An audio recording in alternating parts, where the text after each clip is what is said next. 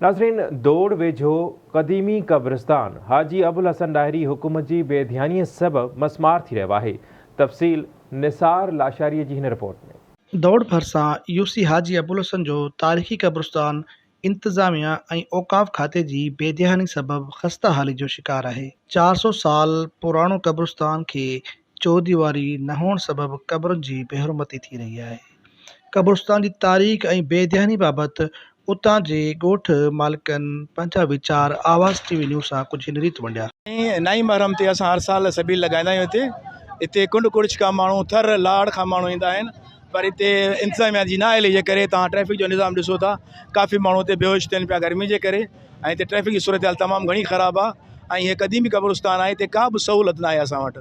जेकर तव्हां क़ब्रिस्तान जो तव्हांखे नज़ारो कराईंदा त हिते क़ब्रुनि जी तमामु घणी बेहरमती थिए थी, ऐं उन खां पोइ तमामु घणो नुक़सानु रसियो आहे बारिशनि में क़ब्रिस्तान खे। असां अपील कयूं था मोहतरम साईं अकबर जमाली साहब खे ऐं ज़िले नवाबशाही इंतज़ामिया खे, असांखे हिते सहूलियतूं ॾिनियूं वञनि। सही आहे, पर इहो अञा न अणपूरो आहे ऐं मुकमिल हिन जूं पासा न भरिया विया आहिनि। ऐं असां इंतज़ामिया खे ऐं पीपल्स पार्टी जी सॼी काबीना खे अर्ज़ु कंदासीं त महिरबानी करे थोरो हिते नज़रसानी कयो। कारीगरी जेका आहे साईं जी असल में इहा आहे 1100 हिजरी ऐं उन खां बावजूदु साईं जन खे 450 साल थी चुको आहे ऐं काफ़ी पुराणो आहे, काफ़ी पुराणो आहे, कंहिं टाइम जो आहे।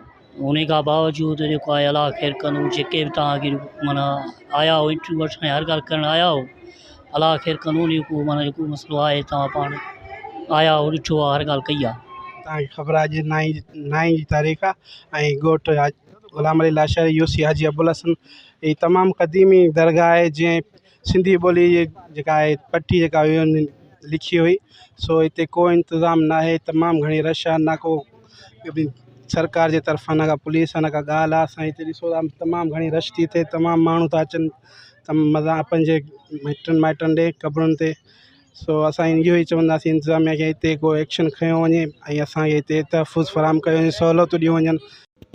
सन 11 हिजरी जी क़दीम तारीख़ रखंदड़ ही क़ब्रिस्तान चौदीवारी न हुअण करे मसमार थी रहियो आहे। उतां जे ॻोठाणनि ॿुधायो त हाजी अबुल हसन डायरी सिंधी अल्फ़ाबेट खे तरतीब ॾियण में पिणु अहम किरदारु अदा कयो। ज़रूरत इन ॻाल्हि जी आहे त औक़ाफ़ खातो ऐं ज़िले इंतज़ामिया नोटिस वठी इन तारीख़ी क़ब्रिस्तान जी पालकी करे। कैमरामैन महताब अली डायरी सां गॾु निसार लाशारी, आवाज़ टीवी न्यूज़ दौड़।